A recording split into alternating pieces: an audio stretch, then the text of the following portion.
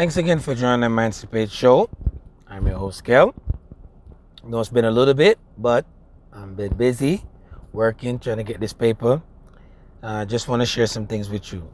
Until you're married, don't give him wife privilege. Fellas, until you're married, don't give her no money, pay no bills, and don't be out here playing stepdad with their kids. Now, as you know, whenever you break up with a person, when they got kids, you break up with them too, pretty much. Them kids is going to be loyal to their mother.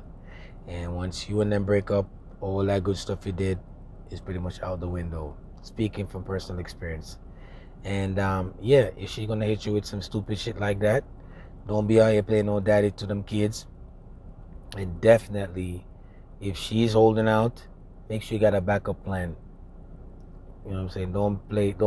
Don't be nobody's fool. You know what I'm saying? Don't be like, oh, until you get married.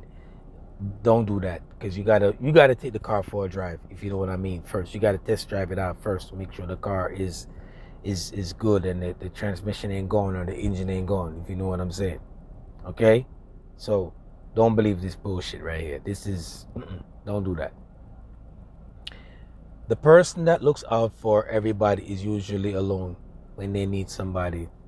Well, that's always the case, you know what I'm saying? You're always trying to be there for people. You're always trying to help people. When you're looking for somebody, nobody's there to be found. You just got to take things with a grain of salt and just don't expect anybody to be there for you, because you're going to be disappointed. Put daddy in full-time mother position, I bet you'll fold. Yo, this post right here annoys the shit out of me. And only a salty chick will say something like that. I seen this post floating around. And this is false, because I've held my daughter down for 2-3 months and I never fold. And I had to do what I had to do. I had to go get welfare, put her in school, make sure she got the proper care when it came towards her education. And now look, she's big, smart, and she probably could run circles around me with the books. I'll cheat on you and act like you hurt me. What sign am I? What sign are you? All of them. I know Jim and I get a lot of hate for stuff we do, but no sign is better than this other sign. All of them excel in different areas, and all of them fall short in different areas. So it doesn't matter what sign you are. They're all the same. It's just one might be good at this, and the other one might fall short at that, and the other one is good at this, and the other one is good at that. So that's just the gist of it. No sign is better than the other side. All of them will cheat on you and act like, yo, they don't know what the fuck happened. Especially in this day and age too. You gotta appreciate the people who love you for free. No, what's that? Not for what? Yeah, not for what you can do for them. Well, in this day and age and this climate, people are users. So if people will love you for free, you gotta show some form of gratitude. You know what I'm saying? And as they say, use them before they use you. You know what I'm saying? But if the love is shown, it's being reciprocated, yo, you gotta appreciate. It takes nothing to say thanks, I appreciate you, and acknowledge people. People don't like to do that. One of people's biggest problem is to acknowledge the things that people do for them. Say thanks. You know what I'm saying? They gotta appreciate those people that be watching your six. People make you believe the lie is the truth. Well, this one is definitely for this generation, because you be telling them the truth, you be spitting that real shit, and you present all the receipts and everything, and they be like, what you mean? What you mean? And I'm like, what are you talking about though? It's better to lose a minute in your life than your life in a minute. Well, this is when people are like rushing, and I always tell people whenever they're rushing and stuff like that, especially to work, and they be like, yo, put some gas in it. I'm like, yo, listen, you can't late 2 times. You only could be late 1 time. So if you're late, you're just late. And black people is always late. Sometimes when you pick up these people, they're supposed to be at work 8 o'clock. And they showing up. They're leaving their house like 5 minutes to 8. Like, where you going? You're late already. You attract who you are.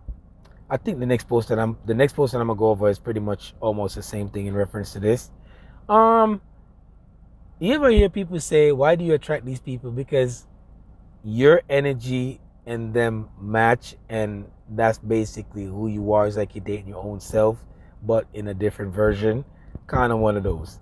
Which brings me to, we attract what we identify as. We'll complain about the people them that we don't like. We end up with those kind of people. Ain't that kind of weird?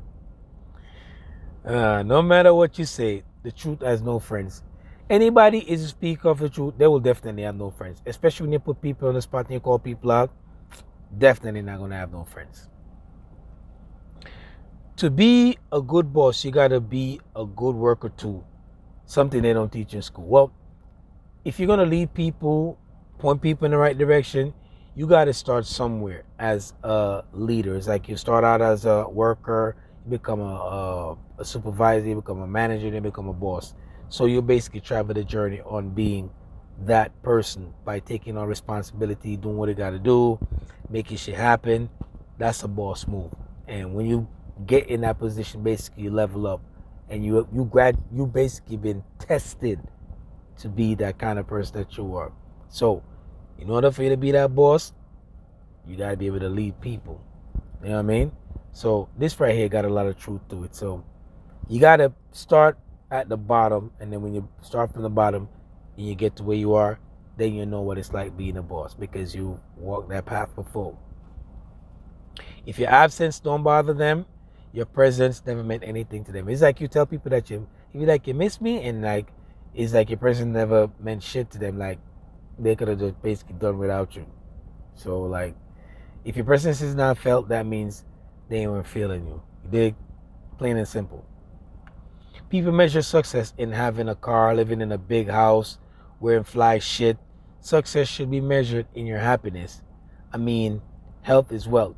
Well, materialistic people is always going to feel like, yo, if they bought a house, a car, a Lamborghini, or they buy some flashy Gucci and stuff like that. Well, black people like to wear their wealth and shit like that. But all of that means nothing if you're hollow and empty inside.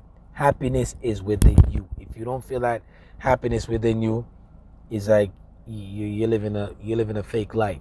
But let somebody else tell it, because a lot of people is not going to agree with that. You know what I'm saying? No matter how much flash shit, materialistic shit you have buy, you could never fill that void that's inside you. Because if you don't have that love, and you have that connection to people, you bond with nature, you live good with people, and you appreciate life for what it is, you're always going to look towards materialistic things to fill that void inside of you. Never let your value rest on someone's word. Well, somebody will tell you something, they be like, yo, I got you, and you out here like an ass believing in the shit that they say. And then when they don't come through, they let you down. That's on you, because you believe in their word. You should always have a fail-safe plan. No matter what, people will disappoint you. You want to believe in somebody? Believe in yourself. Don't believe everything people tell you. Always have your way out at the end of the day. So just in case this person fail you, you was already ready for that already. People say things playfully, but it's meaningful. Be careful.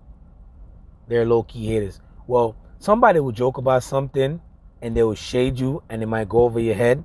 But when you take time out to recollect the things that they say when the friendship falls apart, you'll get the drift. When daddy broke, we're deadbeat. But when mama is broke, she's doing her best. Well, as you know, there's a lot of good fathers out here like mothers, but we're not recognizing, we're not appreciated, and they don't give us good value. So mothers is always going to be celebrated more than father. But as a father, speaking from experience, just do your best, and one day your work will prove your worth. People spend money on liabilities more than assets. Well, I always tell people, if you don't like the stock market, you could always buy land and open up businesses. But people like to spend money on shit that has no value. I guess when they get older, they will only have stories. Insanity is doing the same thing over and over again and expect a different result. Well, I have a friend of mine, right? She's always broke every month. She blows through a paycheck over and over and over again. And I guess she don't get it. But when she's broke, she sees the value of her trying to put some dollars away, and she's always relying on the next party. So don't be like that person. Don't be that guy or that girl. You know what I'm saying? Know the value of your money. Because the minute you know your value of your money, you won't be that person that have that kind of insanity. Stop expecting loyalty from people who can't even give you honesty. You know, sometimes we put so much into people, and we expect so much of them, and they disappoint us. So if you're loyal and they're not loyal, you just got to separate yourself from that.